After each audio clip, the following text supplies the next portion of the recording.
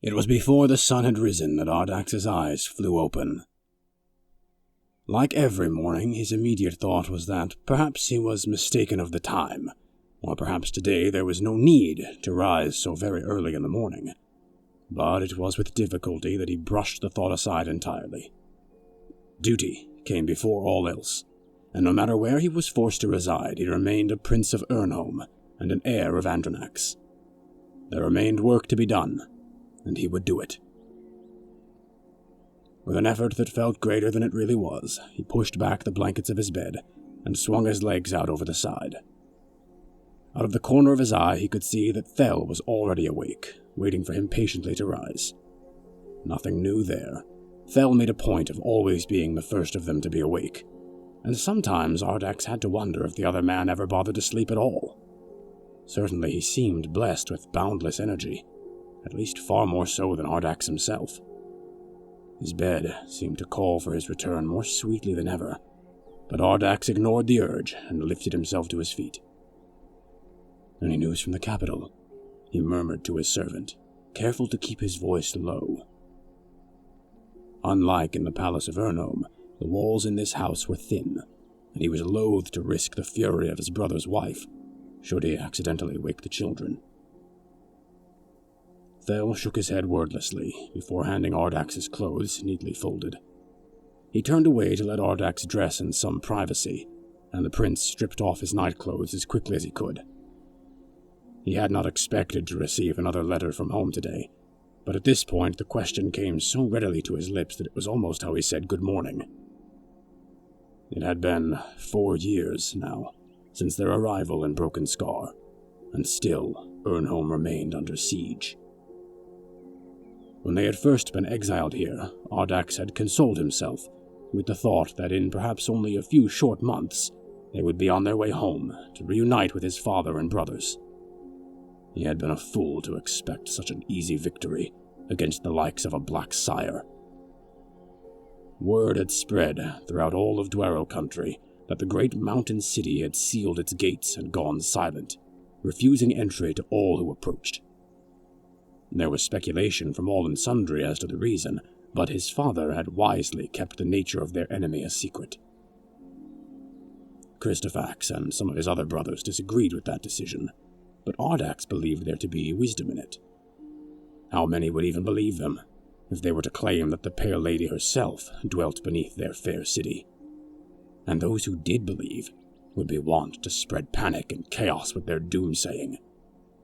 The return of the Black Sires was a herald of the end of all days. That was what the devout would yammer, and Ardax could only imagine the mass panic and confusion that would follow. His father would be looking at even greater civil unrest to have to deal with, and he had more than enough on his plate, without half the country preparing for the end of the world. Thel handed him a wooden waster as he finished lacing his boots, and the two men crept from his bedroom as silently as could be allowed. Ardax was grateful to half-troll Piero, the son of Edgar, for his gracious gift of lodging, but the old manor was still just that. Old. Floorboards creaked underfoot, and door hinges squealed at the slightest provocation, which made the entire house a powder keg waiting to burst whenever the children were sleeping. Even after 4 years of practice, Ardax crept across the floor with the utmost caution. Paolo and Co., bless their little hearts, were at an age of near boundless stamina, rather like Thel, though far less accommodating. Ardax knew that the moment they awoke, poor Lady Colette would not have a moment of peace until the end of the day. His brother's wife had not exactly warmed to him over the past few years spent in this remote little town, though at the very least her temper had mellowed. He still believed that she resented him for little other reason than because he was not his brother, her husband, and that her real ire lay with their father. But, as the king was not here, and Ardax was, it fell to him to accept the blame for how all of this had shaken out. The prince found he could not blame the princess consort for her attitude. Ardax and Thel exited the manor with nary a sound or a word. There was little need to speak when their actions were so very practiced. Day after day they did this, rising before the sun and before anyone else was awake to spot them, and engaging in a few good fencing bouts. Sword fighting was not a sport well practiced by many besides nobility or royalty, and even those demographics had been drying up ever since Andranax had forbidden nobles from carrying blades in public. If anyone out here in the countryside were to see them, it could reveal the truth of their identities. Ardax had been careful to deflect the inevitable questions from the townsfolk or Piero whenever they arose, and luckily they had not been discovered to be royalty as of yet. But one could never be too careful. Colliette often insisted that there was no purpose in hiding who they were all the way out here. It was not as if there was any real danger or threat, and Ardax actually had to agree with her. Still, his father had ordered that no one discover their identities, in his desperate fear of the ending of his line, and Ardax was a dutiful prince and son. He would follow his father's command, no matter the cost. The two Duero made their way around the side of the house and into the spacious garden in the rear. It was poorly tended. Neither the servants, Ardax nor Colliette, had any interest in gardening, and so besides a few dried and withered weeds, there was little to get in their way. Ardax had scarcely made 2 steps from the center of the garden before Thel turned on his heel, tossing a fistful of loose earth directly into the prince's face. Ardax gave ground, half blinded, hearing his servant's footsteps closing the gap between them and predicting his next move. Thel could not be blamed for fighting dirty. That had been Ardax's own instruction after yesterday's bout. Thel was only just competent with a sword, never a match for the prince, no matter how often they practiced. The morning prior, Ardax had instructed him to hold nothing back, and it appeared that Thel had taken the lesson to heart. With one hand wiping dirt from his face, Ardax defended himself with the other. Thel was predictable. That was always his downfall, and even though he could not see the younger man, Ardax could guess where he would try to strike. A more ruthless foe would drive right for his throat, attempt an immediate kill, but Thel would never do such a thing. Even with the wooden practice swords, a blow to the neck could prove fatal, and Thel would never risk actually harming his master. No, instead he would try to score a quick thrust to Ardax's chest and close out the bout immediately. He heard the clack of the wasters connecting, felt the shock through his wrist and arm, and knew he had guessed true. Thel had wasted his advantage, and now Ardax could see again. He drove forwards, forcing Thel to give ground now as he maneuvered the point of his weapon in confusticating half-circles that kept his foe guessing. He had trained with the estoc ever since he was a child, while Thel had only recently learned the finer points of swordsmanship. Really, the bout was never going to be an even one, no matter how many handicaps he gave himself, but there was nobody else he could count on to act as a sparring partner, and a Prince of Ernholm was expected to hone his skill with the blade even in exile. Thel defended himself, but his grip on the weapon was too tight, his wrist too locked to allow for proper point control. Ardax could end this in seconds if he truly wanted to, but he decided to prolong it a little further. They had only been sparring a matter of seconds. For it to be over now would mean that he had dragged himself away from this bed all for nothing. He eased up, allowed Thel to launch a counterattack, and lost himself in the back-and-forth dance of swords for a few minutes. Life in Broken Scar was difficult for Ardax. He was a prince, a lord, a man destined for greatness in the mountain halls of his forefathers. To subsist in this quaint little hamlet in the middle of nowhere was both humiliating and frustrating. He would gladly have remained in Ernholm, traded this wooden waster for a proper sword, and helped his father and brothers to lead the nation against the greatest enemy they had ever faced. Ardax knew his history, knew that of all the Black Sires, the one they faced now was the one most detestable to their race. Before there were Duero at all, there had been goblins. Loathsome, dull-witted, vicious little creatures whose hatred and envy of the fairer peoples led them to serve Ratenwick during the Second War of Wrath. And who other than the Pale Lady to give birth to such a lowly race of vermin? Mother of all monsters was she, and in conjunction with her fellow sires, she had brought them into this world. It was only by the grace of the One that they had been changed in the generations following Ratenwick's defeat. The foulest of them wasting their lives in battle with each other or with the fierce dragons in the east, while the wiser goblins hid themselves away in the dark places of the world, fearing for their lives. There, down in the darkness, the One took pity on them, and through grace were they remade into the Dwero, and swore to oppose the vile mother who had brought them into the world. It was a vow their people had not needed to uphold for centuries, generation after generation of Dwero kings and queens ruling in Ernholm, while the world slowly forgot about the Black Sires, and the old wars were recalled only in the minds of the Fae who had witnessed them. Now, she had returned, and who knew whether the other sires would be returning as well? It rankled to know that the world could be facing its final days, while Ardax languished out here in the countryside. He was jolted from his thoughts as Thel fainted and now struck low at his legs, lunging forwards and then swinging a clenched fist up towards Ardax's jaw. That was new. Thel had never aimed to strike him before, but now Ardax understood his friend's intent. The prince was the superior swordsman, that much could not be disputed, but Thel had always exceeded him in hand-to-hand. Ardax had instructed him to hold nothing back, and so now he was attempting to bring the bout to the ground, where he would have the advantage. That made things interesting. Ardax retreated, trying to create distance, and now the balance of their spar was reversed, the servant on the offensive, and the master defending cautiously. This was more of what Ardax had expected and wished from these sorts of practice bouts, a real challenge, a chance to grow and excel, not simply to hone the same techniques over and over without the slightest hint of variety. He should have instructed Thel thus much sooner.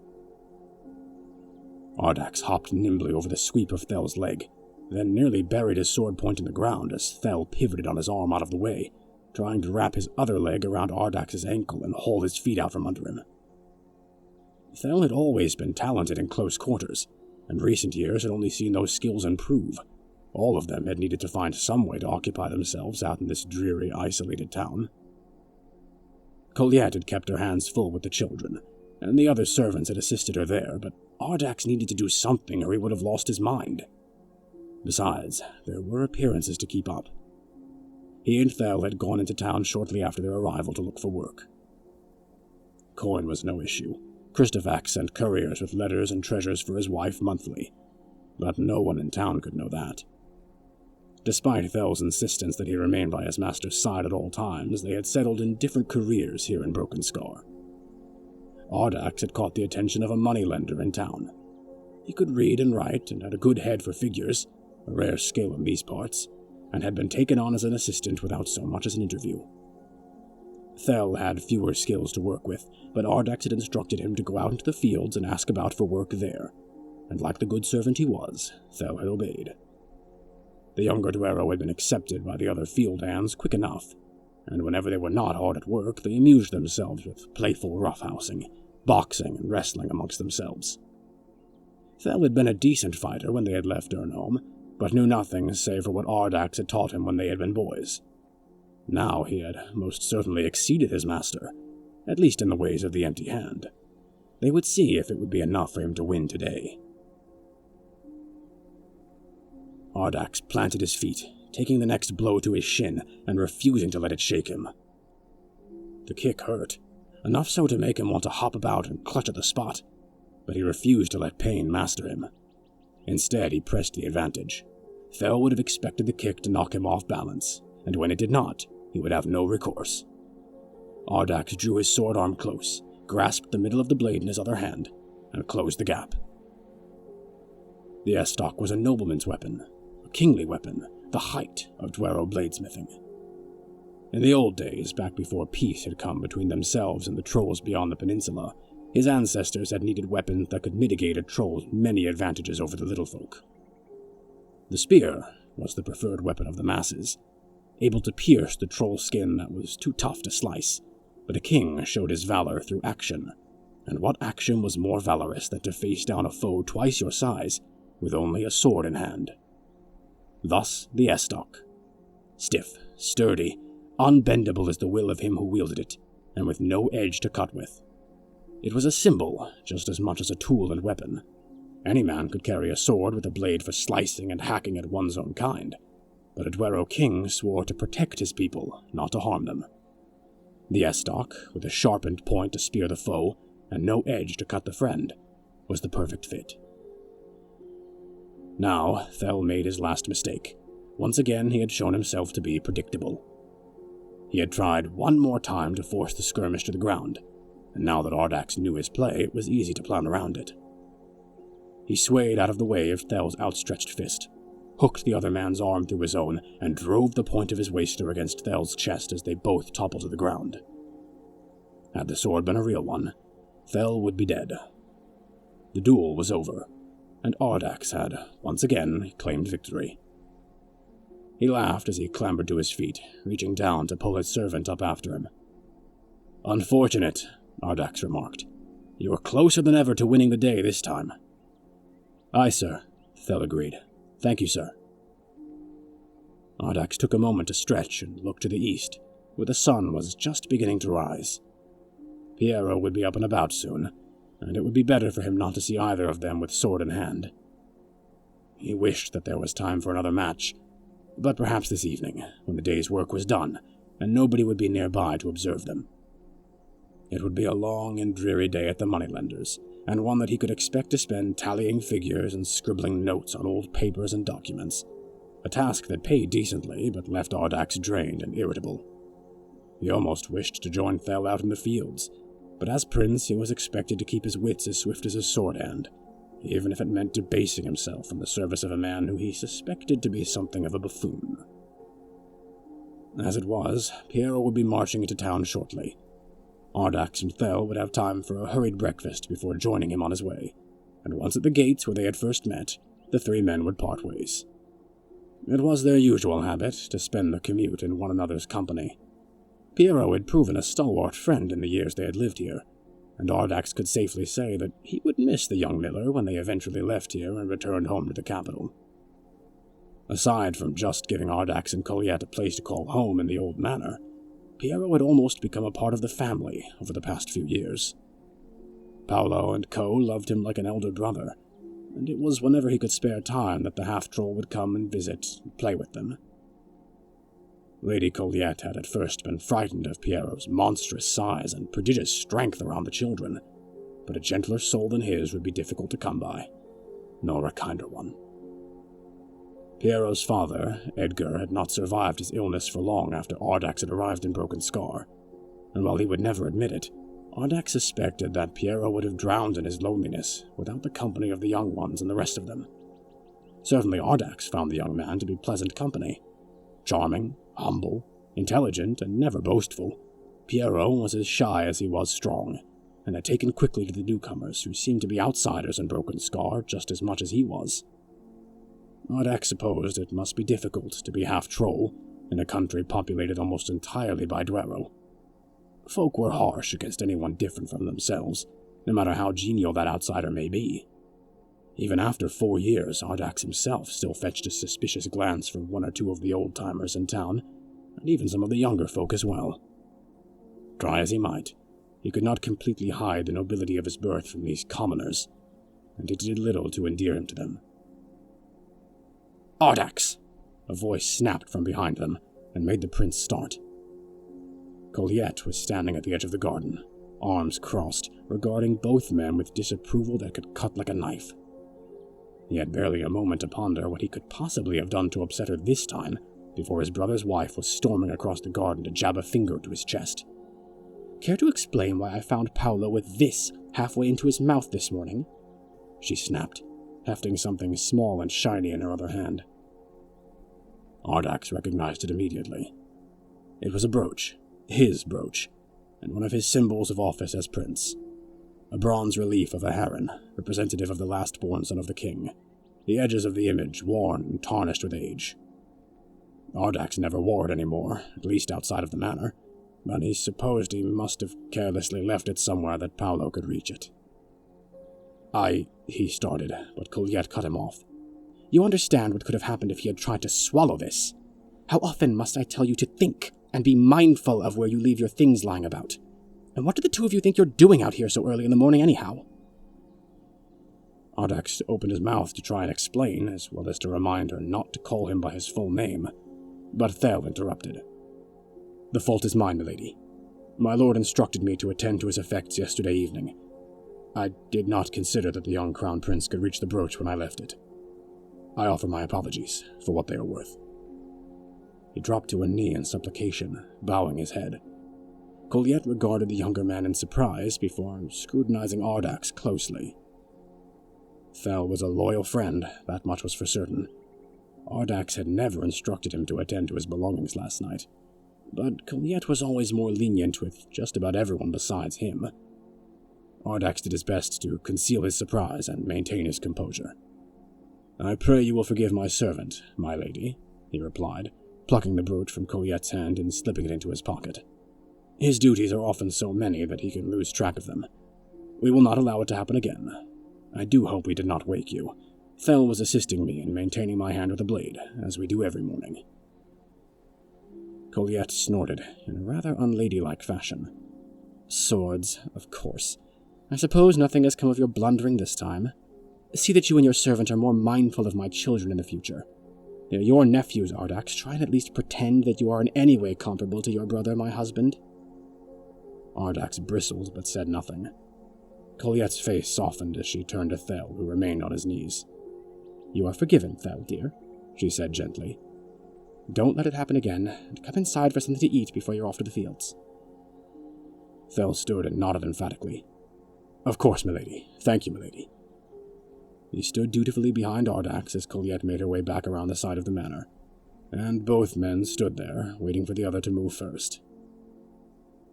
"Well, you tried, Thel. I appreciate that much." "Sorry, sir." Think nothing of it," Ardax laughed ruefully. "Colliette has never much cared for me, and exile has only worsened her temperament.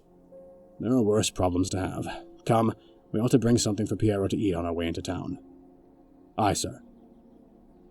The two Duero headed inside, Ardax doing his best to act collected and easygoing. Having to face Colliette's ire day in and day out was not something he enjoyed, even if he could understand her singular distaste for him. Despite her station as Christofax's wife, Ardax outranked her, and she knew it. Early on in their exile, after receiving a letter from his brother that had caused some distress, Colliette had tried to order the servants to pack up and return her to the capital, and Ardax had been the one to stop her. So long as he was following his father's will, he acted with his father's authority, and Colliette could not supersede that, no matter how hard or how often she tried. And so, as her distaste for him grew, so too did her tendency to place blame for every perceived inconvenience or obstacle squarely on his shoulders. Paolo finding his brooch and nearly swallowing it was his own fault, he could admit that. But on the other hand, Paolo tried to put everything into his mouth. At 4 years old, the boy was as curious and world-hungry as his father had been as a child, the polar opposite of his much more shy twin. Co was content to sit and play quietly with his toys, or have stories read to him by the servants or his mother. Paolo was a firebrand. He would climb on the furniture, pepper anyone in earshot with endless questions that led nowhere, and his only method for determining if something could be eaten or not was to try. Ardax adored him. He loved both of his nephews, almost as if they were his own children, and as often as he could, he did try to be an exemplary uncle to them. It was difficult. As the youngest son of his father, he had never had to act as a guiding hand to someone even younger than himself, but he was trying as hard as he could to adapt. He wondered if himself or Colliette wished more that his brother, Christofax, was here with them. Christofax would have known how to make all of this seem effortless. Ardax sighed and tried his best not to think any more about how much he missed his brother, how much he missed all of his brothers, his father, his mother. The day's work would keep his mind from wandering, and besides which there was no point in wishing for something that was not coming. Until the struggle against their vile foe in Ernholm was won, or at least until his father gave the word to return home, he was trapped in Broken Scar, and there was no telling how much longer his exile would endure. All he could do was try to grin and bear it, never letting anybody see how much the strain of everything wore on him. The smells of food made his mouth water as he and Thel stepped inside the manor, nearly tripping over Paolo, who was scrambling about near the door to try and get outside. "A fine attempt, Princeling," Ardax chuckled, lifting the little one into his arms before he could dash outside. "But you cannot run about on an empty stomach." "Good morning, Uncle," Paolo laughed. "Where have you been?" "Busy," Ardax replied, tossing the boy over his shoulder like a sack of flour and hoisting him off to the kitchen. "When you're a little older, maybe you and your brother can come and join us." "Busy with what?" Paolo's words drowned in his own giggles as he swung from Ardax's shoulder. And now Ardax could say he was feeling better. Exile was not without its brighter points. Ko was sitting at the kitchen table as Ardax stepped into the room, regarding a plate that was loaded with as much food as could fit upon it. The servants had outdone themselves today, thanks to yesterday's trip to the markets in town. Sliced bread with butter, freshly toasted bacon and mutton, cheese, what looked like sliced apples, and eggs poached and dripping with rich, creamy yolk. Ardax could hardly wait to dig in himself. "Good morning, nephew." He tousled Ko's dark hair as he walked by, and swiped an apple slice from his nephew's plate with a mischievous grin. "Good morning, Uncle," Ko replied sleepily, apparently struggling to wake himself up properly as he listlessly moved food around his plate with his fork. Ko was the quieter of the two twins, the more studious one. While Paolo was content to rush about and to do and see all he could fit into a single day, Ko approached life at a slower pace. Ardax had no doubts at all that the smaller boy had been up late last night, trying to teach himself to read again. The initiative was admirable, and Ardax was struck once again by how proud his brother would be of his sons if he could see them now. He would have to remark on how much both boys had grown in his next letter to home. He ate hurriedly, forgoing proper table manners in his haste. The manor house was a far cry from the banquet halls of Urnholm anyways, and the morning was progressing faster and faster. If he was not quick, then he would miss Piero on the way into town. There was little in the way of conversation as they ate. Colette and her sons spoke about their plans for the day. The servants had made themselves scarce, most likely treating themselves to the scraps and leftovers in the kitchen. Ardax listened to Colette scolding Paolo for speaking with his mouth full, listened to Ko listing off the words he had learned to read the evening prior, watched the two boys happily inhale their breakfasts, and considered whether he wanted any children of his own one day. The sun was nearly up by the time he finally made it out of the door, Thel trailing dutifully behind him. He promised the boys presents from the market when he returned that evening, and bid Colette a well-meaning good luck on his way out. As annoyed as he was with their attitude towards him, he did hope that the children didn't cause her too much trouble today. If he was homesick, it had to have been worse for her being away from the boy's father. Thel was carrying the breakfast for Piero, as much as was left over once the servants had eaten their fill, all rolled up neatly in an oilcloth and wrapped into a tight package. Colette liked Piero, and would have insisted that they bring him something to eat even if Ardax hadn't intended to. She liked just about everyone in town, so long as they weren't Ardax, but Piero had earned special favor and sympathy after giving them the house to live in, never asking for so much as any rent, and suffering through the untimely death of his father. Ardax supposed there was something of a debt they all owed the young miller. The half-troll met them midway to the town gates, shoving his pushcart stacked with flour just like he always did. "Ho, Ard!"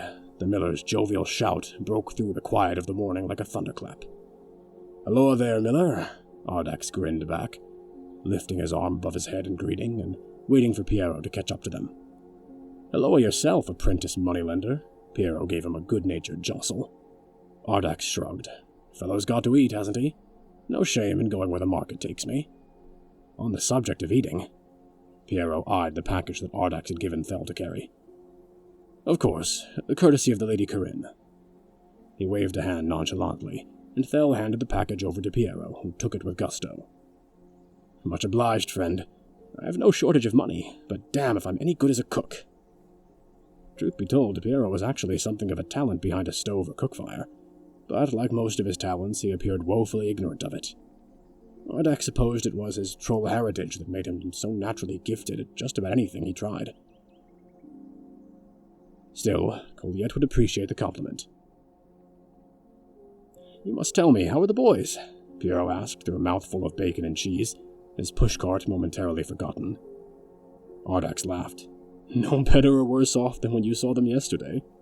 Well, it never hurts to ask, does it? You never know, maybe one of the Niths snuck in last night and nabbed them," Piero joked. "The Nith?"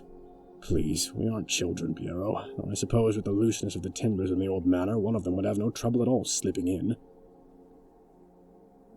In any case, you don't think Lady Corinne would mind if I popped to the house after I've run my errands in town? I haven't got any presents or anything, but I have been trying to teach the boys how to play stick. Stick, a somewhat popular bat and ball sport here in the south. Colliette knew of it. Apparently she had played it herself as a girl, but Ardax had never had time for such things in his youth. How are they finding it? He asked. Powell seems more interested in pretending the bat is a sword and swinging it around, but Co figured out the rules quick. Between the two of them, I swear they'll set the whole world before them one day. Piero shook his head in amazement. By the one, this is good. Eat up quickly. We oughtn't be late.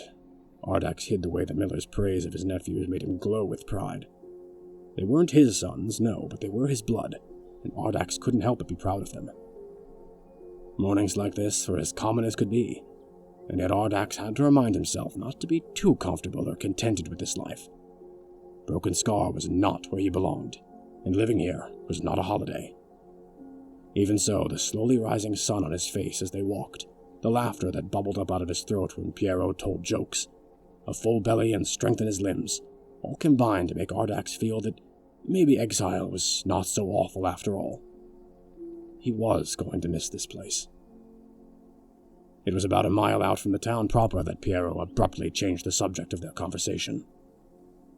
So, he began through a mouthful of cheese, what were you two doing out in your garden this morning? Ardax had to force himself not to freeze in his tracks at the question. Piero's tone was innocent enough. No accusation in his voice, but suddenly everything had changed. He couldn't afford to wait long. How he answered needed to be done in mere moments, or Piero would suspect that he was lying, or at least that he was hiding something. The question was, what was he to say? His father's orders were absolute. No one was to know who they were while they were away from the capital, and Ardax had spent the past 4 years making sure that their names and identities remained secret. It wasn't definitive proof that he was royalty for him to have been caught practicing swordsmanship with his servant. Plenty of nobles did that, even after the ban on openly carrying such a weapon. But it was a clue that could lead someone canny like Piero to guessing the truth. And then again, why shouldn't Piero know? He had been a good friend, a faithful friend, and at this point he was probably considered a member of the family more so than Ardax himself these days. Was there really any harm in just admitting this one little thing to him? Piero could be trusted to keep their secret, couldn't he? Ardax could only hope that his friend wouldn't be angry to find he had been lying to him all this time, that the names he had learned to call them by weren't quite their own. Thel shot him a questioning look as the silence stretched uncomfortably following Piero's question. Whatever his decision, Ardax would have to answer now. The choice is yours.